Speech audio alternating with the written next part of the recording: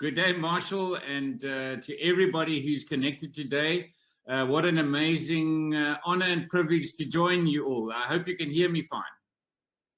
No, for sure. We can definitely hear you fine. It's an honor to welcome you, Premier Alan Winde, who is eminently suited to give us his perspective on the 4IR and the potential of 4IR and the impact and the positive impact that it does and it makes in the Western Cape. Premier Winde holds many positions, or held many positions, from the 8th Premier in the Western Cape. He's the Minister of the Community and Safety many moons ago, Minister of Economic Opportunities, Minister of Finance, Economic Development and Agriculture, and it really is a pleasure to have you on board. So thank you so much for taking the time. We know your schedule is very busy. I'll pass it back to Marshall just to jump right in there. So thank you. My Premier, please share with us your vision, your practical steps in building a forward-looking and effective province, and the vision and the practical steps in building a forward-looking and effective province in 4IR. Thank you very much, Marshall. Thank you very much for that great introduction. And can I also say to you, thank you very much for creating this amazing platform. And perhaps my last thank you to you, Marshall, is I want to thank you for your passion and for what you do specifically in this arena of 4IR. I want to say for Mitchell's Plain, but I actually want to say for the Western Cape and South Africa and Africa as well. I really love your energy and your focus that you put into this space. I also want to start off by saying that, I heard my bio there, I've been involved in government for way too long. But more importantly than government was, I think, the first part of my post-school life. And that was my entrepreneurial days. And, they always say as you get older in life, you must be careful if you don't have too many regrets. Now, I definitely don't have regrets. But if I have to really work on what one would be that when I was building my businesses, I was an entrepreneur and I built 10 companies. And, I found myself, and I'm going to tell you now something about innovation and something about technology. And it's really going to show you why I've got such a lot of gray hair. I started 10 businesses in a small town called Knysna. And I thought that I was so cutting edge and ahead of the curve because my little business in Knysna was the first small business to get a fax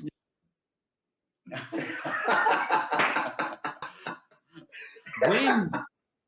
Then I was so cutting edge because my small business was the first in that whole region to move. One of the businesses I had did signage and screen printing, was to move from hand-painted signs on boards and on buildings to a digital cutter.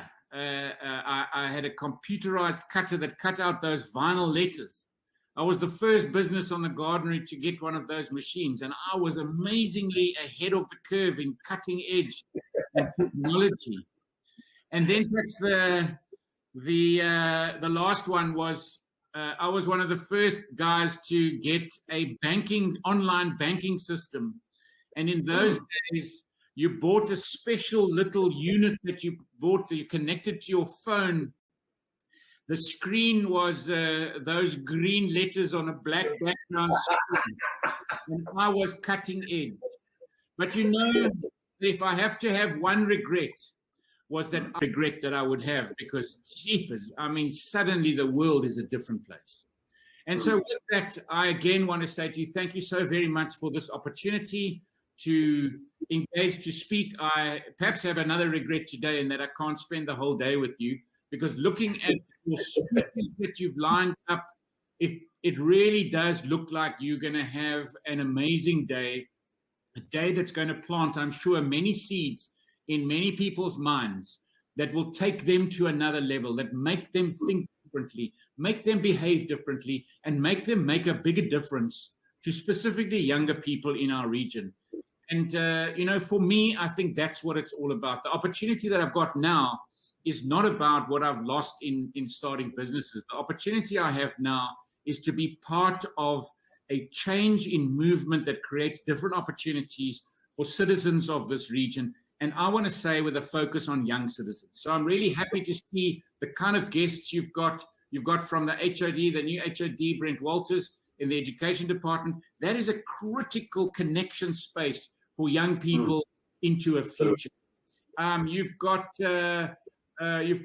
Granville Stander. You've got, I think you've just had a discussion now. You've got, I see you've got the National 4IR agency. You've got MyCETA, you've got CEDA, you've got Civil Aviation Authority. I mean, the kind of people, CoLab, the kind of people you've got on your speakers list today is just amazing. So that's great. And I'm sorry I'm not going to be able to listen to all of them.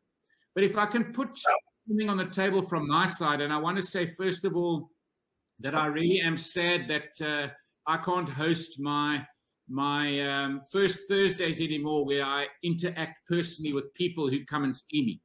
But perhaps this is where we've got to re-engage and say that how do I listen in a different way to what citizens are saying to me, because I believe that my job is to help create that ecosystem and that environment. And so, if you listen to what the World Economic Forum has been saying for years about the if you think about we have even been in our opportunity environment here as a government, I think we also, and I'm going to say about a few things that we've done, but I think we've got to almost up that game as well. And I think the real opportunity today has come about because of this pandemic called COVID-19, because we are in a different world today than we've ever been before. We've been forced into leapfrogging and moving ahead. And so I think we talk about implantable technology and neurotech and, we talk about wearable tech and AI and, that's all what we're busy with. The stuff that you're busy doing at some of the schools you're involved with. I was at Spine Road the other day looking at the robotics guys there, what they're busy doing, what you're doing around 3D printing, the drone stuff. This new world of ours is a massive world of opportunity, but it's a world of opportunity that is moving super fast. But we have to make sure that we are using it in the right direction to make the biggest difference for young people.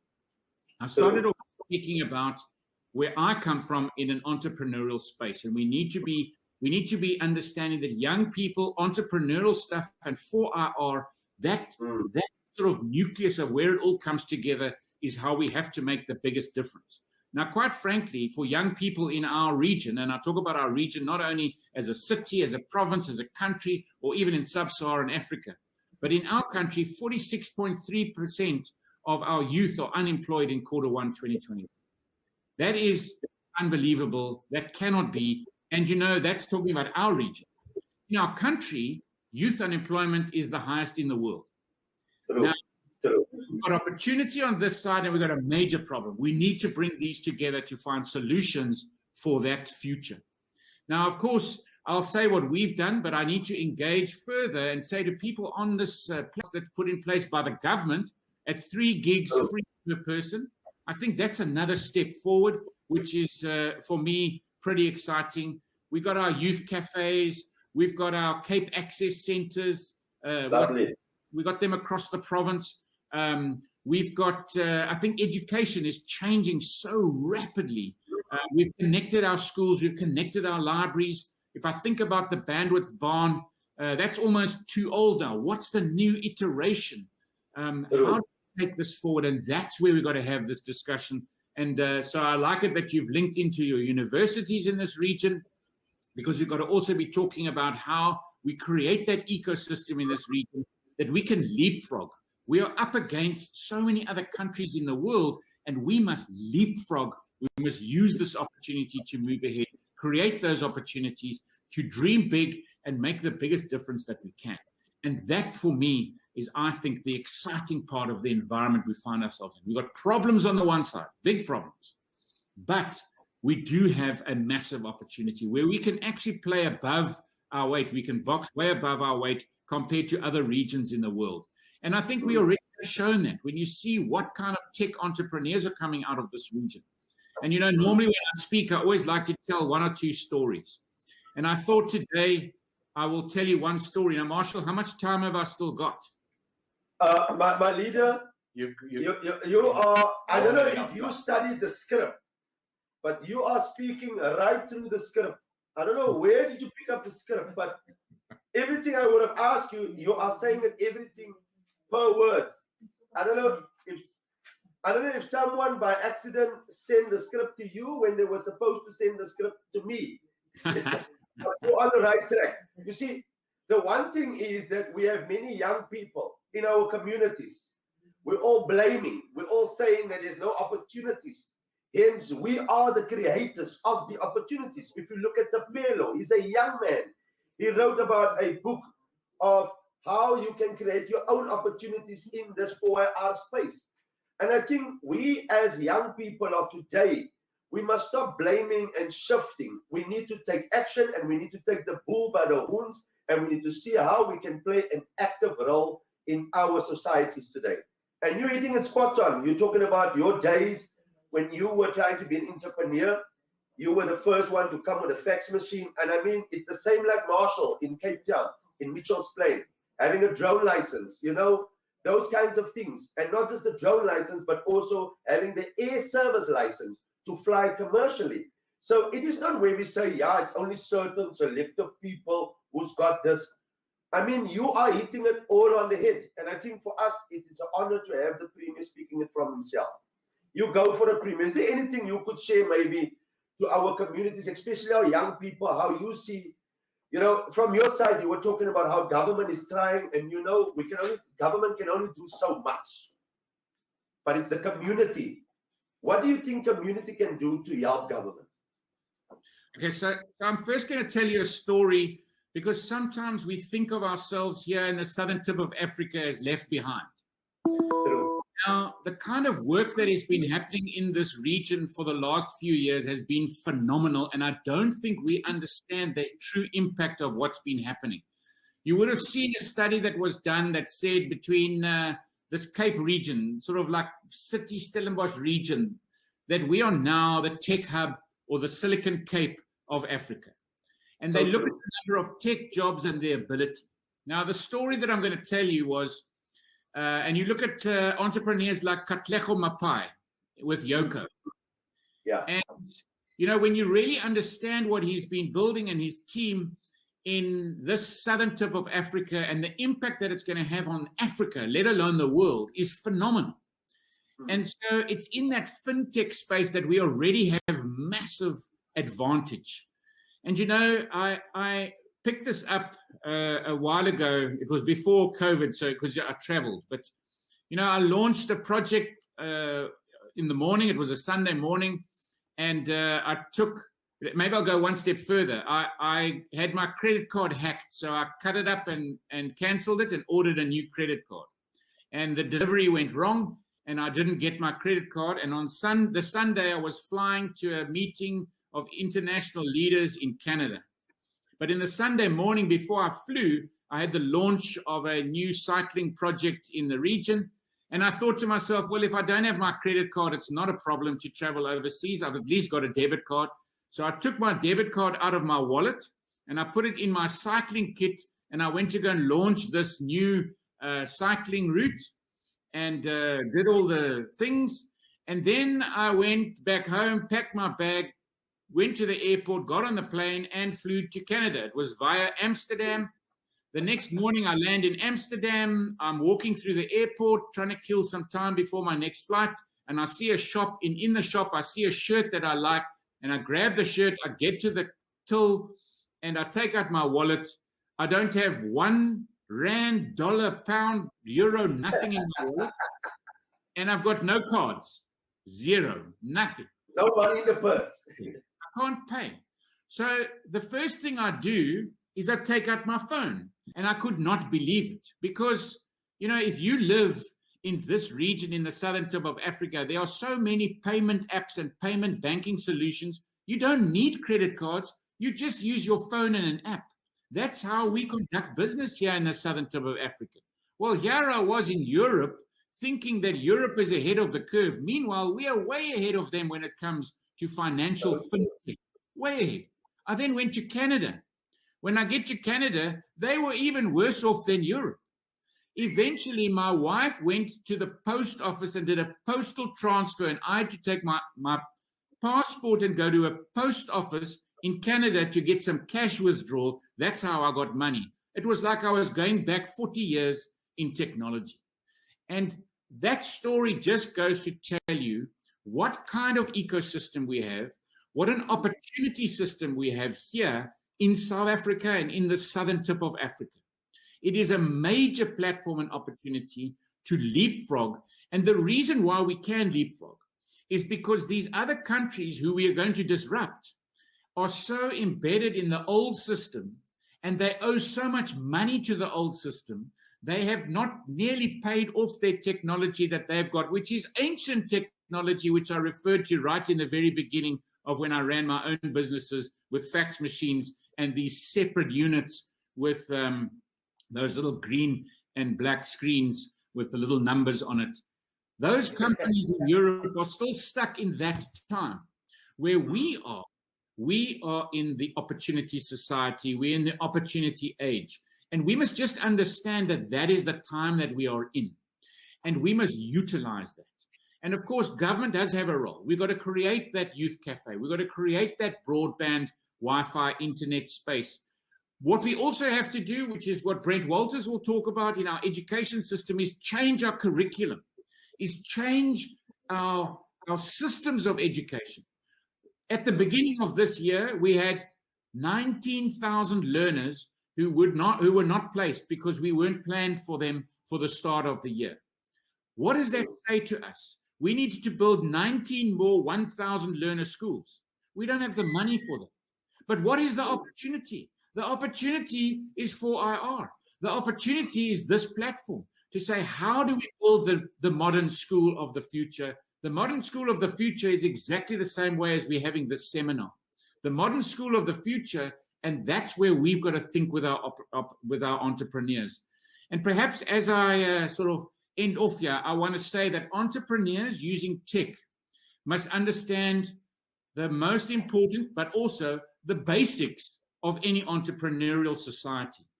You look at the problems, and wherever there's a problem, there is an opportunity, because the problem needs a solution.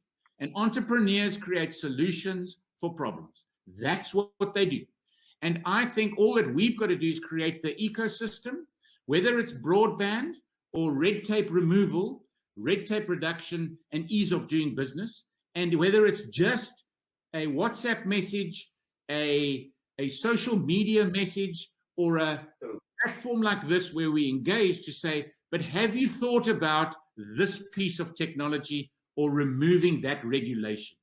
And that's what we've got to do to create an ecosystem that is conducive for entrepreneurs to solve problems for us here. But also, I believe, if we are to be the Silicon Valley of Africa, to solve problems for our continent and our planet.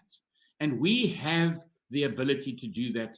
The Katlego Mapais of the world have already shown us that we can do it. And I've mentioned one entrepreneur, take their product to the world. They can even sell it to whoever they want to so that they can get onto the next project. We need to get a churn of tech entrepreneurs to find different solutions for us. At the moment, I've mentioned fintech, and we are incredibly well placed globally in fintech.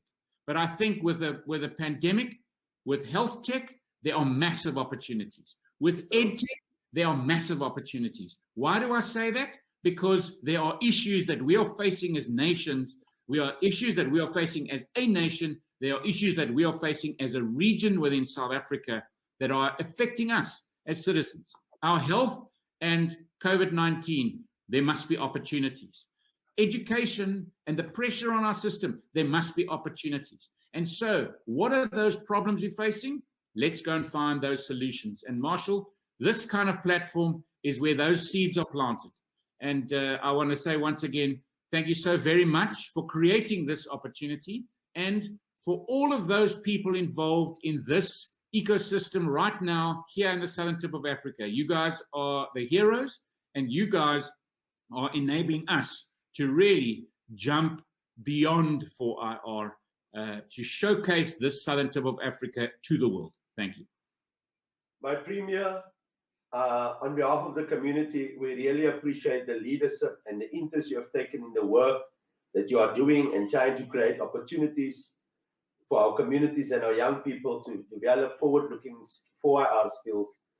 On behalf of the Youth Media Movement, Web Aurora and its partners, we want to thank you for taking the time to be able to speak to our community and to share the vision of the Western Cape government. Thank you, my Premier, and we're looking forward to seeing you soon. You must have a blessed Youth Day tomorrow. Continue spending your days doing the good work you're doing. Love you lots from Youth Media Movement. Thanks, Marshall, Tsepo. Thanks, Warren, and everybody connected today.